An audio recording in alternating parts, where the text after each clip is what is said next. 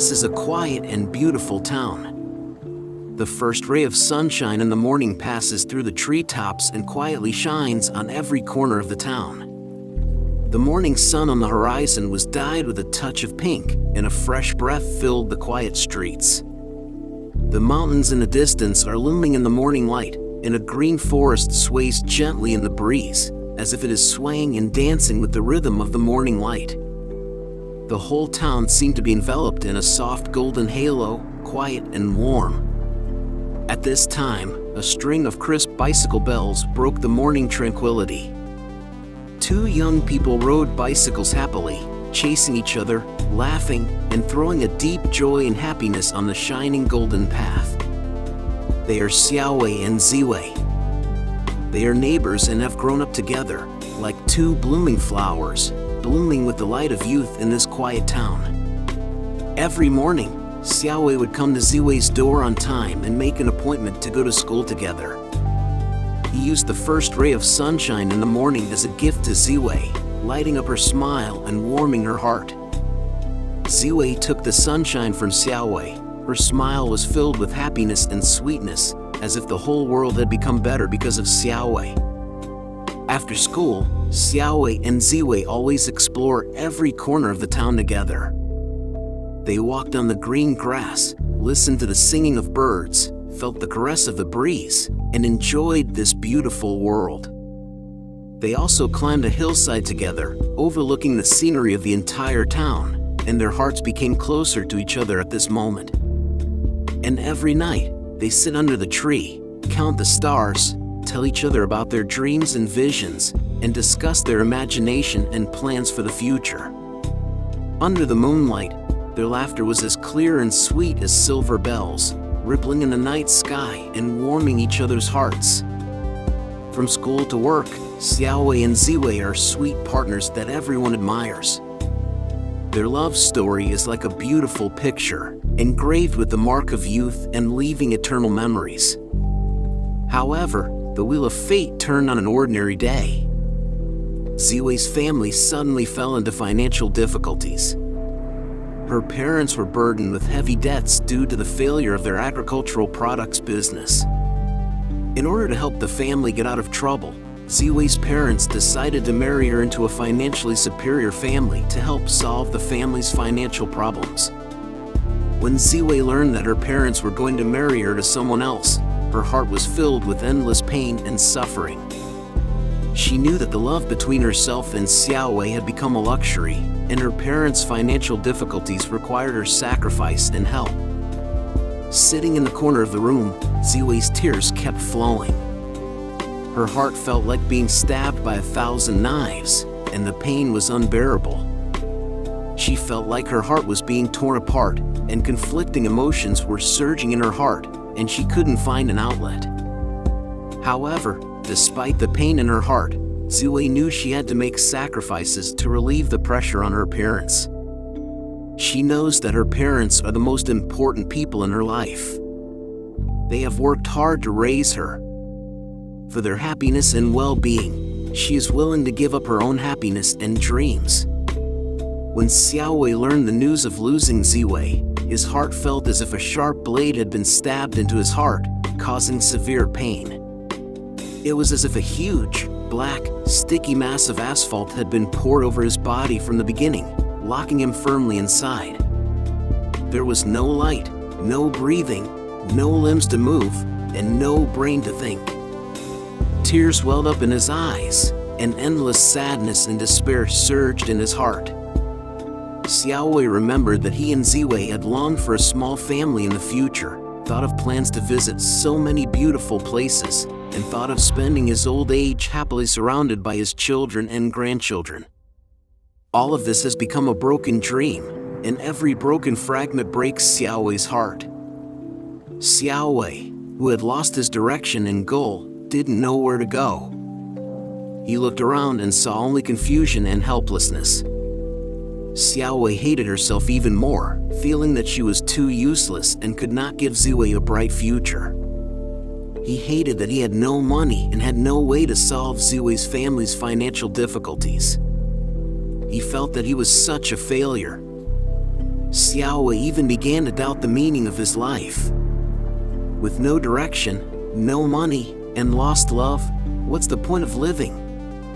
At this time, the terrible thoughts of suicide slowly filled his heart. Xiao Wei's parents discovered something strange about him. He used to talk, laugh, and be full of energy, but now he has become like a walking zombie, with empty eyes filled with sadness. Mom and Dad tried to talk to him as much as possible and try to comfort him. However, at this time, Xiao Wei closed her heart, unwilling to share her pain and confusion with anyone, and just suffered the pain silently. At this time, the only thing that could make him temporarily forget the pain seemed to be alcohol, and he often drank very drunk. Seeing Xiao Wei's miserable state, his parents wanted to comfort him, but Xiao Wei refused, so they had to invite Meng Yan, a Christian friend who grew up with Xiao Wei, hoping to accompany and comfort Xiao Wei. That night, Meng Yan found Xiao Wei in a tavern. He was already drunk and staggering.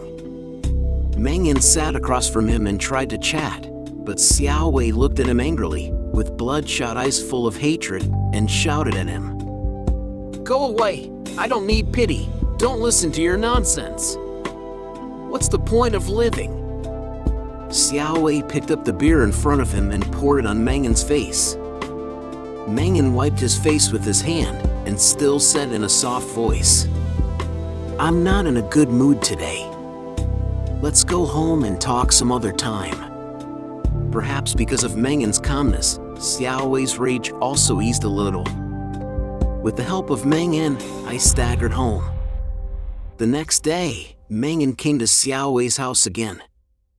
Perhaps because Xiao Wei was a little ashamed of yesterday's rudeness, he and Meng Yan chatted openly. Meng Yan was deeply moved by the story of Xiao Wei and Ziwei, and felt very sorry for their helpless breakup.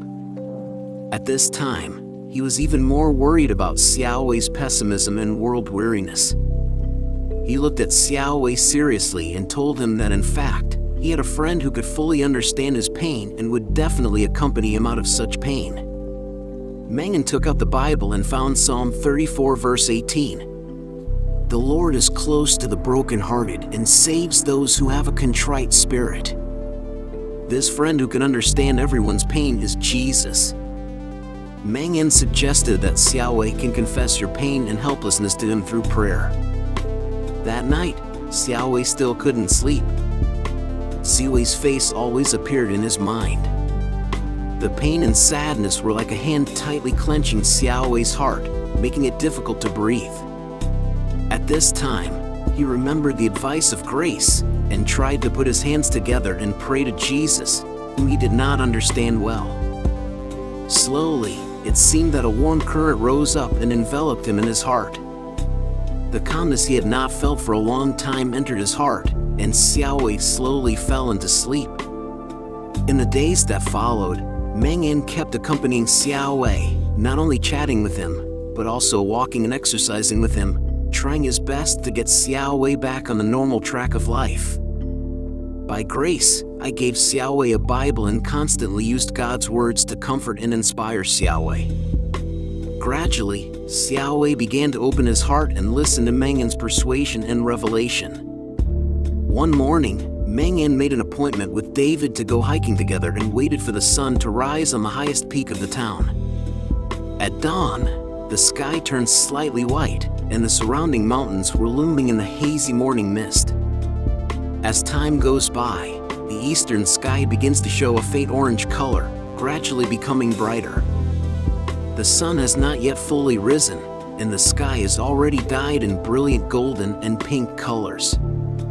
As the sun gets higher, the light becomes brighter and warmer.